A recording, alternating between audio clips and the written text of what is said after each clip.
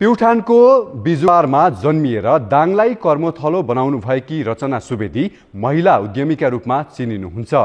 करियरको सुरुवातमा शिक्षण र गैर सरकारी संस्थामा काम गर्नुभएकी रचनाको हाल आफ्नै होजियारी उद्योग छ।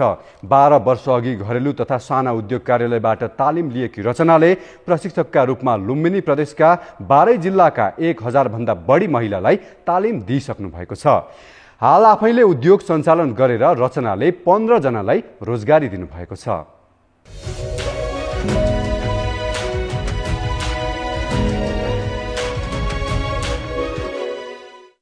घोराही बजारको एउटा सानो पुरानो घर, तल्लो तलामा उनीका सामग्रीको पसल, माथिल्लो तलामा होजियारी उद्योग। त्यही उद्योगमा बिहान झिसमिसेदेखि साँझ अबेरसम्म थुप्रै दिदी बहिनीका बीचमा रमाइरहेकी भेटिनुहुन्छ 49 वर्षीय रचना सुवेदी।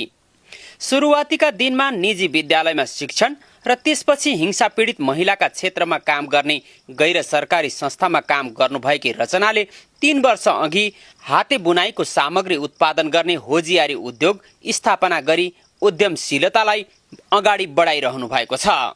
बच्चालाई त पढाउनु पर्यो, लेखाउनु पर्यो हैन, परिस्थिति त्यस्तै भइदियो। यो मलाई चाहिँ आफ्नो परिस्थितिले नै सिकायो।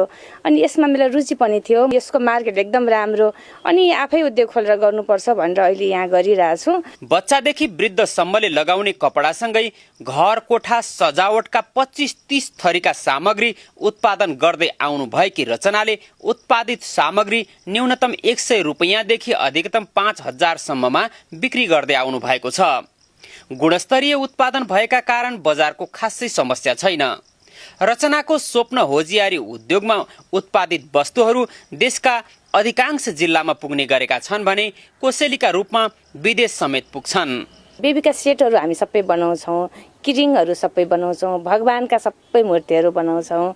अनि थुप्रै हुन्छ, स्वेटर महिलाले लगाउने धेरै डिजाइनका टी सर्टहरू देखेर 25-30 आइटम हामी सामान बनाउँछौँ। 2069 सालमा घरेलु तथा साना उद्योग कार्यालयबाट तालिम लिएर होजियारी उत्पादनमा दक्ष बन्नु भएकी रचनाले लुम्बिनी प्रदेशका 12 जिल्लाका 1000 महिला दिदी बहिनीलाई तालिम प्रदान गरिसक्नु भएको छ। कोठाभरि टाँसिएका सम्मान तथा पुरस्कारका प्रमाण पत्रले रचनाको योगदानलाई दर्शाउँछन्। हिंसामा परेका दिदी बहिनीलाई वरिपरि राखेर उनीहरूलाई आय आर्जनको बाटोमा लगाउन पाउँदा रचना औधी खुसी हुनुहुन्छ।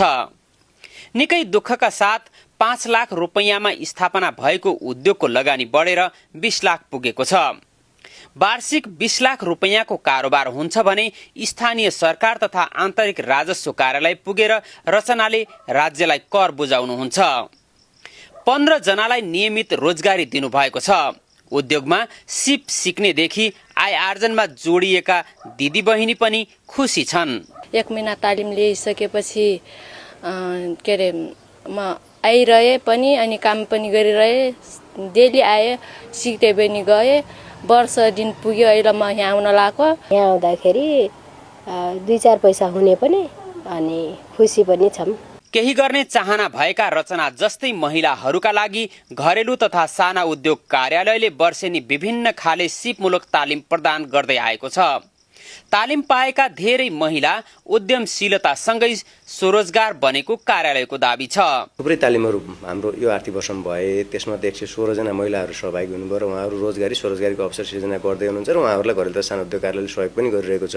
लुम्बिनी प्रदेशको उद्योग पर्यटन तथा यातायात मन्त्रालयका अनुसार चालु आर्थिक वर्षको पहिलो 6 महिनामा लुम्बिनी प्रदेशका 12 जिल्लामा 700 महिला उद्यमी थपिएका छन् भने महिलाले सञ्चालन गरेका उद्यममा बढीजसो महिलाले नै रोजगारी पाएका छन्। यसरी दाङमा महिलालाई उद्यमी बन्ने मार्गमा प्रेरणा दिनमा रचना सुवेदी जस्ता महिलाको ठूलो योगदान छ।